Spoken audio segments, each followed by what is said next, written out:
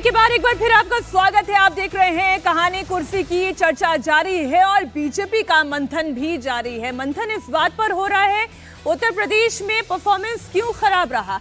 ठीक इसी तरीके से राजस्थान एक ऐसा राज्य था जहां पर बीजेपी का 100% स्ट्राइक रेट था, लेकिन वहां पर भी बीजेपी को नुकसान हुआ।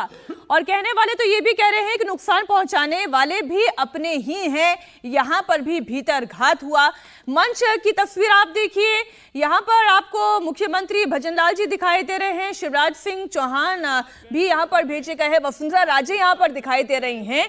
और राजस्थान को लेकर तो कहा जा रहा है कि यहां पर कैंपिंग जबरदस्त है। पहले तो एक वसुंधरा राजे का कैंप था, एक गजेंद्र शेखावत का कैंप था, अब एक राठौर साहब का कैंप हो गया, कहा जा रहा है एक सीएम साहब का कैंप हो गया, एक बिल्कुल सीपी जोशी का एक कैंप। तो कैंप ही कैंप है। जहां इतने कैंप हो जाएंगे वहां पर अपने ही अपनों को अगर नुकसान पहुंचाने की कोशिश करेंगे तो बाहर वालों के लिए तो इससे बड़ा मौका कौन सा है आपको चोट पहुंचाने का। तो आज मंथन बहुत हो रहा है। अब शिवराज सिंह चौहान के बयान को आपको बहुत गौर से सुनना चाहिए। ये मंथन का समय है और शिवराज सिंह चौहान ने क्या कहा कि विदेशी ताकतों का असर है। अब ये विदेशी कौन है, ये कौन सी ताकत है, और ये बाहर की ताकत है या अंदर की ही ताकत थी जो अंदर वाले को ही हराने के खिलाफ काम कर गई। जरा पहले आप ध्यान से सुनिए शिवराज सिंह चौहान ने क्या कहा। और हमारे विरोधी, जिसमें यह सच है कि विदेशी ताकतें भी शामिल है, या हमारे देश में कैसे भी भारतीय जनता पार्टी की सरकार ना रहे, जिस तेजी से भारत बढ़ रहा है यह हमारे विरोधियों को रास नहीं आ रहा है। कई ताकतें किसी भी कीमत पर भारतीय जनता पार्टी को नुकसान पहुंचे इस प्रयास में लगी हुई है, और इसलिए सारे के सारे इकट्ठा हो गए हैं। इनसे सावधान रहने की जरूरत है, और वो काम अगर कोई करेगा तो भारतीय जनता पार्टी का ये समर्पित कार्यकर्ता करेगा। सबसे ज्यादा मजबूत किला राशिद जी राजस्थान का था। 100% स्ट्राइक रेट की पूरी उम्मीद थी बीजेपी को और संभावना ऐसी दिखाई दे रही थी, लेकिन अपने ही अपनों का अगर किला भेदने में लग जाएंगे तो बाहर वालों की तो जरूरत ही नहीं है।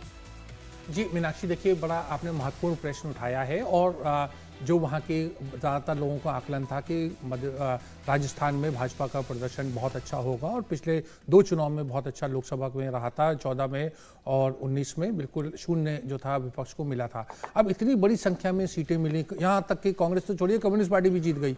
तो ऐसी स्थिति में अच्छा, और ये समझ में नहीं आता है, पहली बात आप और हमारे जो दूसरे मित्र हैं पैनलिस्ट वो बताएं कि भजनलाल शर्मा जी में कौन सा ऐसा गुण था जिसको देख करके फर्स्ट टाइम एमएलए को जो था मुख्यमंत्री बनाया गया था। चलिए मुख्यमंत्री बना दिया गया था, विधायक की मंशा के बिना नरेंद्र मोदी जी चाहते थे, अमित शाह चाहते थे। अब उसके बाद जब ऐसा रिजल्ट आया है जहां भाजपा 11 सीटें हार गई 25 में से, तो उसके बाद में कोई अकाउंटेबिलिटी, प्रदेश अध्यक्ष की अकाउंटेबिलिटी, चीफ मिनिस्टर की किसी तरह की अकाउंटेबिलिटी, जिम्मेदारी, ये तमाम इसका टोटल अभाव है। पूरे देश में आप देखें, राज्यवार आप जाएं, उत्तर प्रदेश में देखें, केंद्र में देखें, सिर्फ एक जो देवेंद्र फडणवीस ने जो था एक इस्तीफे की पेशकश जरूर की थी और उसको भी उन्होंने माना नहीं। क्यों नहीं माना, उसके पीछे अलग एक राजनीति है जो हमारे मित्र बेहतर जानते होंगे।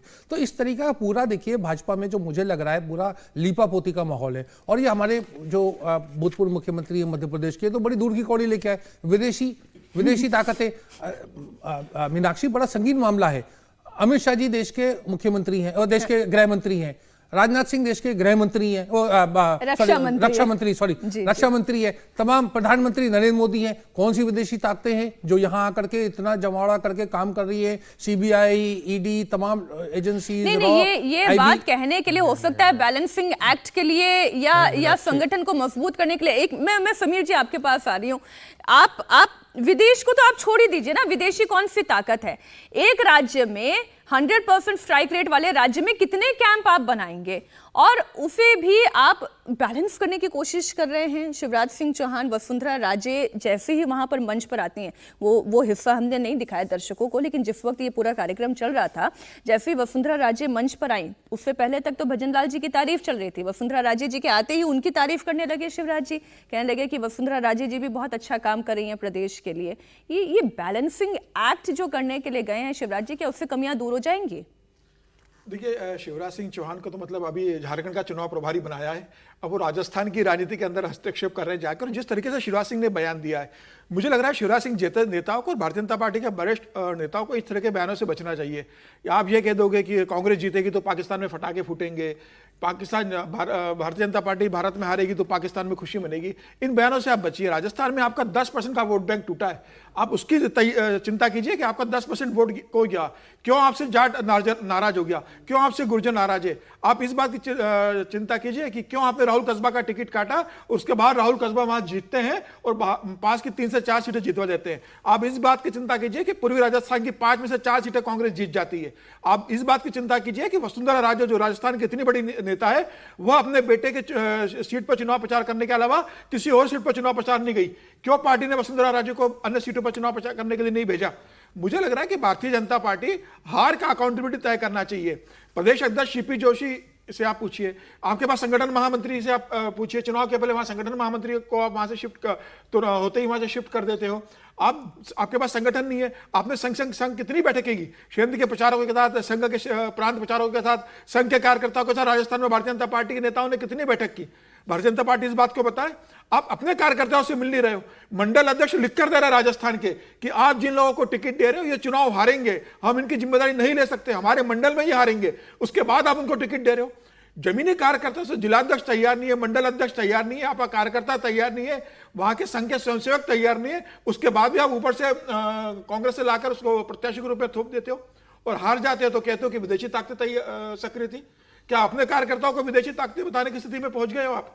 मुझे लगता है कि आप सच्चाई से मुंह मत मोड़िए। आप हारे हो, आत्ममंथन कीजिए, जो गलतियां हुई उसे सुधारिए और अगले ये जो राहुल कस्बा वाली बात आपने कही, या मैं शुरू की ही बात कर लूं। पहले विधानसभा के चुनाव में अगर आप राजेंद्र राठौर को हराने के पीछे पूरी ताकत के साथ लग जाते हैं तो वो क्यों नहीं अपनी ताकत लगाएंगे फिर आपके सांसद महोदय को हराने के लिए? देखिए मीनाक्षी जी, मैं शिवराज सिंह की बात को हल्के में नहीं ले रहा हूँ। मैं ये मानता हूँ कि एक बहुत बड़ी ताकत थी जो इस चुनाव में नरेंद्र मोदी को तिबारा चुनाव जीत करके या भारतीय जनता पार्टी को नहीं देखना चाहती थी। यदि पुतिन कह रहे थे कि अमेरिका जो है वो भारत के चुनाव में हस्तक्षेप कर रही है तो ऐसे ही नहीं बोल रहे थे। दूसरी बात, प्रधानमंत्री की यात्रा जो है वो अमेरिका के मना करने के बावजूद भी यदि होती है तो ये ऐसी बात नहीं है। इसमें कोई दो राय नहीं है कि नरेंद्र मोदी के बढ़ते हुए कद को, अंतर्राष्ट्रीय कद को कोई भी भारत की दुनिया की ताकतें जो है विदेशी ताकतें नहीं चाहती थी। राहुल गांधी को मैनेज करना, सोनिया गांधी को मैनेज करना उनके लिए ज़्यादा आसान है। नरेंद्र मोदी को वो मैनेज नहीं कर सकते हैं क्योंकि नरेंद्र मोदी अपने राष्ट्रीय हितों की बलि नहीं दे सकते, कांग्रेस पार्टी राष्ट्रीय हितों की बलि दे सकती है। ये अंतर बहुत साफ है, इस चीज को हमको ध्यान में रखना चाहिए। जॉर्ज सोरेस ने ऐसे ही नहीं कहा था कि हम $100 बिलियन जो है वो इन्वेस्ट करेंगे और एक पूरी वेस्टर्न लॉबी जो है वो पूरी वेस्टर्न मीडिया भारत के अंदर आकर के एक कैंपेन और सोशल प्लेटफॉर्म पर है वो कैंपेन को धार दे रही थी। इतनी बात तक सच्चाई है और वो बहुत हद तक काम भी किया था। आपको याद है, एक मिनट, आपको याद है कि 2019 से पहले भी जो है वो कैम्ब्रिज एनालिटिका का प्रयोग करने की कोशिश की गई थी, जिसमें हिंदू समाज को जातियों में बांटने का प्रयोग जो है वो यहां से नहीं शुरू हुआ था। ये कैम्ब्रिज एनालिटिका का ज्ञान था राहुल गांधी को, जिसका प्रयोग उन्होंने कोशिश करने की पूरी थी। लेकिन उस समय का राष्ट्रवाद पुलवामा के बाद जो उतना उफान पर था कि वो काम नहीं कर सका। इस बार वो काम किया क्योंकि आपने देखा होगा, जैसा कि अवधेश जी ने कहा कि अयोध्या मूवमेंट के समय लग रहा था कि सारी चीजें खत्म है, लेकिन तुरंत जाति जनगणना, जाति आरक्षण और जातियों का आरक्षण खत्म कर देना, यह नैरेटिव चलाया गया। और मजेदार बात है कि नैरेटिव भी इतने ताकतवर तरीके से चलाया गया, जमीन पर चलाया गया, क्योंकि प्रधानमंत्री को आकर के उस पर सफाई देनी पड़ी, अमित शाह जी को आकर के सफाई देनी पड़ी। इसमें कोई दो राय नहीं है कि ये एक बहुत बड़ा फैक्टर रहा है इस चुनाव के अंदर ही। ये बेशक है कि विरोधी पार्टियां ये बात नहीं करेंगी, लेकिन मैं मानता हूं कि बहुत सारे ऐसे ताकतें हैं जो कहीं ना कहीं विपक्ष को बहुत ताकत दे रहे थे। एक दूसरी बात, इसमें भी कोई दो राय नहीं है, जैसे राजस्थान का हम चुनाव लें, राजस्थान के बारे में छोटे छोटे कार्यकर्ता कह रहे थे, पहले दिन से कह रहे थे, भाई साहब चुनाव चढ़ नहीं रहा है, भाई साहब चुनाव चढ़ नहीं रहा है। इसका मतलब है कि कार्यकर्ताओं से कनेक्ट खत्म हुआ था। इसमें कोई दो राय नहीं है कि भारतीय जनता पार्टी के अंदर कैंप बहुत ज्यादा हुए और जहां भी आप कैंप खड़े, दिल्ली में कैंप खत्म हुआ, मदन लाल खुराना के अतिरिक्त एक नेतृत्व था तो देखें भारतीय जनता पार्टी बहुत अच्छा कर रही थी। साहब सिंह वर्मा को लाकर के एक कैंप खड़ा किया गया। भारतीय जनता पार्टी दिल्ली में 2-3 कैंप में खड़ी खत्म हो गई और आकर के आज भारतीय जनता पार्टी की ये दुर्दशा होती। भैरव सिंह शेखावत जब थे, चाहे वीरेंद्र सखलेजा थे, चाहे सुंदरलाल पटवा थे, जब एक नेतृत्व रहता है तब जाकर के स्थितियां नहीं होती है। कांग्रेस पार्टी का पराजय का कारण क्या था? कांग्रेस का हाई कमांड जो है वो अपने ही मुख्यमंत्री के खिलाफ जो है वो कैंप खड़ा करती थी। सचिन पायलट और वो कैंप खड़ा करते करते धीरे धीरे होता क्या था कि उस मुख्यमंत्री को कांग्रेस पार्टी जो है वो केंद्र में लाती थी, अपना वहां ठोपती थी और उसके कारण जो बहुत सारे आकर के रीजनल पार्टी भी खड़े करके चले गए। जगन्नाथ मिश्रा, बिंदेश्वरी दुबे, ये सबों को कैसे कांग्रेस पार्टी ने बिहार में हटाया था और हटाने के बाद वहां पर दुर्दशा कांग्रेस पार्टी कैसी हुई। जब आप अपने ही पार्टी के अंदर कैंप खड़े हो जाएंगे तो हर कैंप अपना अपना अर्जुन चुनता है और बाकी लोगों का अंगूठा काटने के लिए वो खड़ा होता है। ये जो दुर्दशा है भारतीय जनता पार्टी की, जो स्थिति होती है उत्तर प्रदेश के अंदर बहुत साफ साफ दिख रहा था। कई ऐसे लोग जो थे बाहर के, जिनके चरित्र पर कुछ भी बोला जाए, जिसके लिए भारतीय जनता पार्टी के कुकर्मों की सफाई संघ को देनी पड़ रही है कि ये ऐसे नेताओं को आप लेकर के कैसे आ सकते हैं। जो महाराष्ट्र के अंदर ऐसे व्यक्ति को जिस पर इतना बड़ा भ्रष्टाचार का आरोप है कैसे ला करके आ सकते हैं। ऐसी स्थिति में भारतीय जनता पार्टी में मानते रहूं नहीं, तो अभी तो समीर जी ने बोला, खत्म कर दूं, आइडियोलॉजी की लड़ाई कार्यकर्ता लड़ता है, नेता नहीं लड़ता है। मैं फिर वो कहता हूं, जब आपका कार्यकर्ता सफाई देने की स्थिति में नहीं हो जाती है और आपके दुष्कर्मों के कारण नहीं होती है, तब कठिन हो जाता है आपको जमीन पर लड़ाई लड़ना। भारतीय जनता पार्टी के साथ वही हुआ। ये जो कैंप है, ये कैंप अवधेश जी ले डूबा है, लेकिन अब ये कैंप खत्म कैसे होगा ये भी तो कुछ दिखाई नहीं दे रहा है, क्योंकि वसुंधरा राजे हैं और अभी वो एक्टिव पॉलिटिक्स में रहेंगी। भजनलाल शर्मा को आपने मुख्यमंत्री की जिम्मेदारी दे दी है। राशिद जी पूछ रहे हैं कि उनकी उपलब्धियां क्या थी कि फर्स्ट टाइमर विधायक को आपने मुख्यमंत्री की कमान सौंप दी। एक भी पदाधिकारी का क्या इस्तीफा हुआ इस खराब प्रदर्शन के बाद? नहीं, मध्य प्रदेश में भी जिनको मुख्यमंत्री बनाया गया वो कोई अनुभवी नहीं है, लेकिन वहां की सीटें बीजेपी जीती है। देखिए क्या है कि हम सब लोग जो है जो जितने कारण बता रहे हैं वो बिल्कुल सही है, लेकिन मैं इनकी बात से, जैसे संगीत जी ने कहा ना कि विदेशी ताकतों पर, ये बात ठीक है कि गृह मंत्री अमित शाह है, प्रधानमंत्री, विदेश मंत्री हैं, तो विदेशी ताकतों के बारे में इनके पास सूचना जानकारी होनी चाहिए।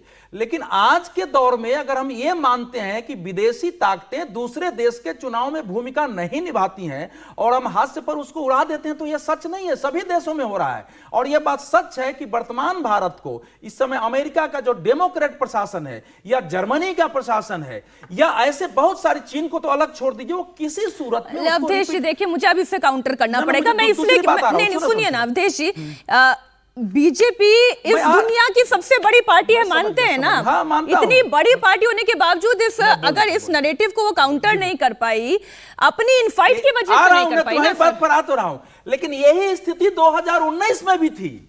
कोई ये पहली बार नहीं है कि विदेशी ताकतें यहां सक्रिय थी जी। और जो 8,500 खटाखट है राहुल गांधी जी का, दूसरी बात की साल में 72,000 गरीबी पर पार, वो भी नारा उस समय था, तो वो उस समय नहीं चला, अभी क्यों चल गया?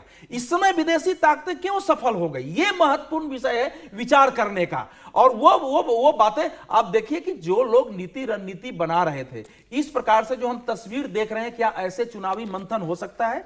इस तस्वीर में कोई कार्यकर्ता या नेता उठ के कहेगा कि हम इन कारणों से हारे हैं, तो ये क्या ईमानदार मंथन है या फिर जो है अपने दोषों को ढकते हुए और पार्टी में जो कोर्स करेक्शन का है? देखिए भारतीय जनता पार्टी में या अन्य पार्टियों में मैंने देखा कि भारत में कोर्स करेक्शन का कैरेक्टर है ही नहीं। कोई पार्टी यहां कोर्स करेक्शन नहीं करती है। दो कारण बिल्कुल स्पष्ट है, एक देशव्यापी है, स्थानीय है। देशव्यापी क्या है कि भारतीय जनता पार्टी ने मुद्दों के स्तर पर और कैंडिडेट के स्तर पर इस बार उस तरह से मंथन नहीं किया जैसे पहले वो कभी किया करती थी। एक दूसरा यह है कि आपके जो अपने मुद्दे हैं आपने उसको त्यागा है और दूसरों के मुद्दे से आपने चुनाव लड़ने की कोशिश की है। जिस देश के अलग अलग जातियों ने जाति की सीमा से निकलकर 2014 में और 2019 में नरेंद्र मोदी के नाम पर मतदान किया, मैं गवाह हूं।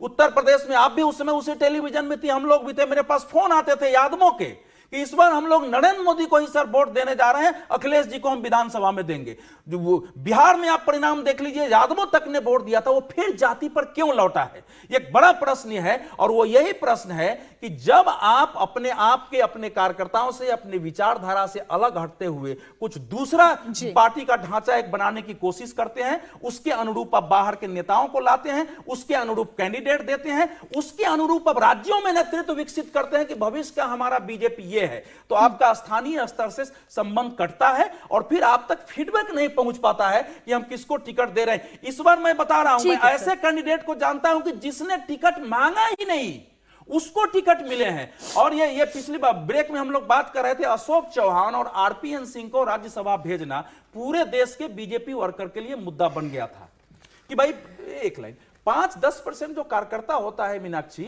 उसकी अपनी महत्वाकांक्षा होती है, वो भी विधायक राज्यसभा सब बनना चाहता है, लेकिन उसको लगता है कि जब आप बाहर से ले आ रहे हैं तो कैसे काम करेगा।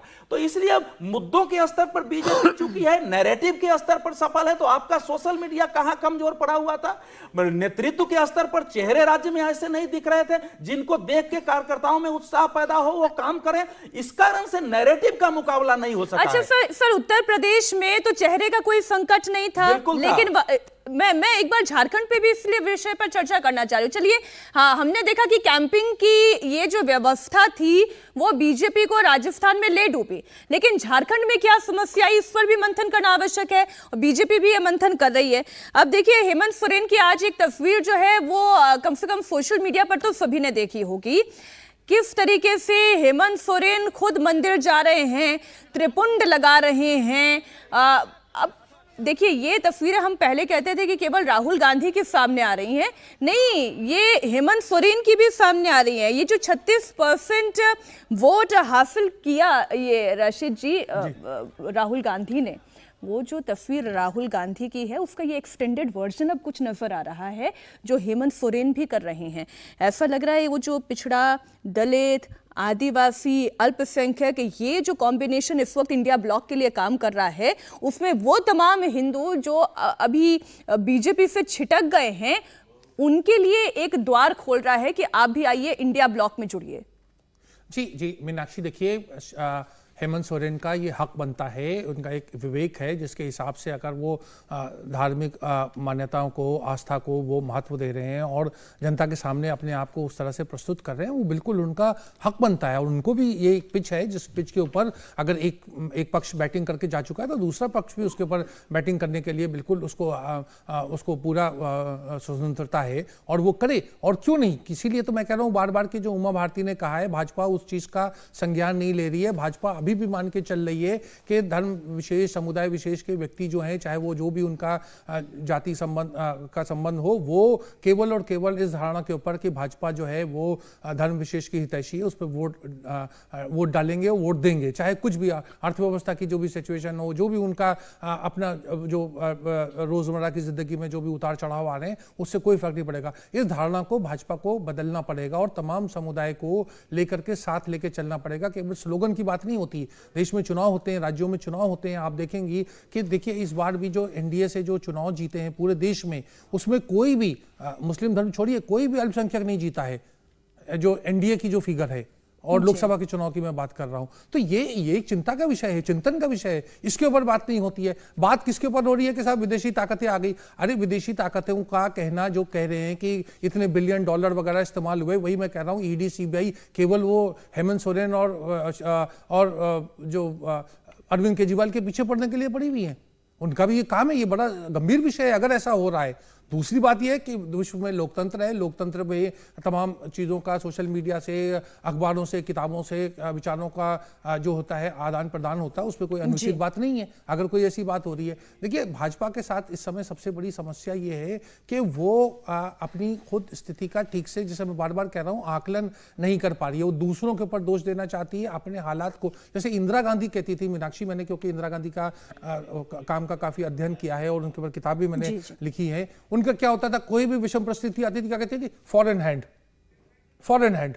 वही मैं देखता हूं कि फॉरेन हैंड की बात आती है कि फॉरेन जो है, विदेश जो है हमें कमजोर कर रहा है। अरे हम जब विकसित देश है और हम इतने बड़े देश में, हमारा तमाम, चाहे पश्चिमी देश हो, चाहे पूरा, इतनी जगह से हमें जो है सम्मान मिल रहे, राष्ट्रीय बड़े बड़े सम्मान, कोई ऐसा देश नहीं बचा जिसने नहीं, आप बात ठीक कह रहे हैं, लेकिन too much discussion on foreign hand we have already done. तो अभी तो हमें इस पर ये जो सर झारखंड वाली परिस्थिति भी है, अब मैं एक बात कहना चाहता हूँ मीनाक्षी, जिससे चर्चा आगे बढ़े। ये हेमंत सोरेन को गिरफ्तार करें, जेल में डालें और उसके बाद उसको बेल मिल गई और फिर वो मुख्यमंत्री बन गया, ये जो पूरा घटनाक्रम हुआ इसका जिम्मेदार कौन है? क्या विपक्ष है? तो सरकार अरेस्ट करती है। हाँ, तो सरकार ऐसा दावा लाना चाहिए था कि पक्का काम होना चाहिए। ये जो आप लोग नैरेटिव बनाते हैं कि ईडी और सीबीआई जो कार्रवाई करती है वो सरकार करती है, आप पुराने पत्रकार हैं, ऐसे ईडी सीबीआई काम करती है क्या कि सरकार लिख के देगी कि इनको अरेस्ट करो और अरेस्ट करेगी, लिख के देगी केस करो? समय के हिसाब से पता चलता है। संस्थाएं, सुनिए, वो सब संस्थाएं हैं, सारे केस जो है कोर्ट में है, किसी को जमानत मिलना, उसकी मुक्ति नहीं होती, और जमानत मिलके गया है, उसकी पार्टी ने बना दिया है। दूसरी बात देखिए, फॉरेन हैंड का मतलब ये नहीं होता कि आपने फॉरेन हैंड नहीं, अगर वहां से नैरेटिव बिल्डअप हो रहा है, वो नैरेटिव, आप तो पत्रकार हैं, क्या बीजेपी संविधान खत्म करने जा रही थी, आरक्षण खत्म करने जा रही थी, फिर ये नैरेटिव कैसे देश में चला और कैसे सफल हुआ, इस पर कैसे वोट मिले हैं कांग्रेस और बाकी को? और जो आप कह रहे हैं, एक लाइन देखो, इस समय देश के मुसलमानों का, मुस्लिम लीग की बात एक लाइन करता हूं, आप बोलिएगा। देश के मुसलमानों में प्रवृत्ति है कि हमको राष्ट्रीय स्तर पर कांग्रेस को समर्थन करना है, भाजपा को हराने के लिए। अब बीजेपी इस समय मुसलमानों के चक्कर में पड़ेगी तो वो जो कुछ है वो भी जाएगी, उसको इस समय भविष्य में पड़े हो, लेकिन इस समय का दौर जो है वो मुसलमान के वोट के पैरेलल उसको अपने वोट को कंसोलिडेट करने का है। मुझे इस चर्चा को थोड़ा आगे और इसलिए बढ़ाने दीजिए क्योंकि जब हम झारखंड की बात करते हैं, हम आदिवासी समाज की भी बात करते हैं। समीर जी, अब देखिए ना, कहां पर बीजेपी ने कसर छोड़ी है आदिवासी समाज को प्रतिनिधित्व देने की, लेकिन इसके बावजूद अगर ये समाज बीजेपी के पीछे नहीं खड़ा हो रहा है तो क्या कमी रह गई, इसका क्या काउंटर है? देखिए, झारखंड से 5 आदिवासी सीटें आती है और पांचों भारतीय जनता पार्टी हार गई। खूंटी हार गई, लोहरदग्गा हार गई, दुमका हार गई, राजमहल हार गई और सेबूमो, ये 5 सीटें भारतीय जनता पार्टी इस बार हार गई। आप 5 साल गैर आदिवासी को मुख्यमंत्री बना देते हो, रघुवर दास को, सरयू राय उसका विरोध करते कि यह करप्शन चल रहा है, आप उसको बदलते नहीं हो। उनके राज में 5 साल के बाद भारतीय जनता पार्टी हार जाती है। रघुवर दास को आप उड़ीसा का गवर्नर बना देते हो। प्रदेश के अंदर बाबूलाल मरांडी और अर्जुन मुंडा दोनों आपस में लड़ रहे हैं, आप उनकी लड़ाई को शांत नहीं करते हो। खूंटी से इस बार आपके अर्जुन मुंडा चुनाव हार जाते हैं। तो मुझे लगा स्थानीय लेवल पर आप अपने संगठन को मजबूत कीजिए, फिर आपको लगता है कि दूसरे पार्टी से आपका लेकर आ जाओगे तो आप जीत जाओगे। आप शिबू सोरेन की बहू को लेकर आते हो, वो चुनाव हार जाती है। आप मधु कोड़ा की पत्नी को लाकर टिकट दे देते हो, वो चुनाव हार जाती है। कहां, किस राज्य में भारतीय जनता पार्टी अपने कार्यकर्ताओं पर भरोसा कर रही है? हर राज्य में भारतीय जनता पार्टी को ये लग रहा है कि दूसरा जो जीत रहा है उसको लेकर आ जाओ, वो हमारे लिए खरा सोना 24 कैरेट गोल्ड साबित होगा, उसको हम टिकट देंगे। और जनता बार बार आपको सबक सिखा रही है कि दूसरे दल से आयातित करके लोगों को टिकट मत दीजिए, हमें यह स्वीकार नहीं है। आप अपने चाल चरित्र और चेहरे का ध्यान रखिए, अपने कार्यकर्ताओं को टिकट दीजिए। भले ही आपका कार्यकर्ता हारेगा, लेकिन उसके लिए जबरदस्ती कार्यकर्ता काम करेगा ना। बाहर से लाकर आप कैंडिडेट को लाओगे तो पार्टी कब तक दूसरों के दम पर खड़ी रहेगी? मुझे लग रहा है भारतीय जनता पार्टी को भी सोचना पड़ेगा। और झारखंड का चुनाव इतना आसान भारतीय जनता पार्टी के लिए इस बार नहीं रहने वाला है, जिस तरीके से परिणाम आए। और आदिवासी समाज के बीच शिबू सोरेन और हेमंत सोरेन ये लगातार संदेश देने की कोशिश कर रहे हैं कि एक आदिवासी मुख्यमंत्री को परेशान करने के लिए गिरफ्तार किया गया। भ्रष्टाचार का मामला अलग है, वो कोर्ट में चलेगा, लेकिन जनता का जो फैसला जो होता है वो जनता की अदालत में वोट से होता है, वहां कोर्ट की दखलंदाजी नहीं रहती है। अगर जनता में ये नैरेटिव चला गया कि आदिवासी मुख्यमंत्री को परेशान करने के लिए भारतीय जनता पार्टी ने किया है, तो मुझे लग रहा है भारतीय जनता पार्टी को नुकसान होगा। आपको ये देखना पड़ेगा। अब यही एनालिसिस जो हम यहाँ पर 5 लोग मिलकर जो कर रहे हैं, इतनी बड़ी टीम वहां पर मीटिंग कर रही है, ये एनालिसिस के बिंदु तो उनके पास भी होंगे, लेकिन क्या वो बैलेंस कर पाएंगे? क्या वो इस नुकसान की भरपाई कर पाएंगे? उत्तर प्रदेश की बात कर लें, अभी अगस्त के महीने में 10 सीटों पर उपचुनाव वहां पर भी होने हैं, वो उत्तर प्रदेश की कहानी कह देंगे।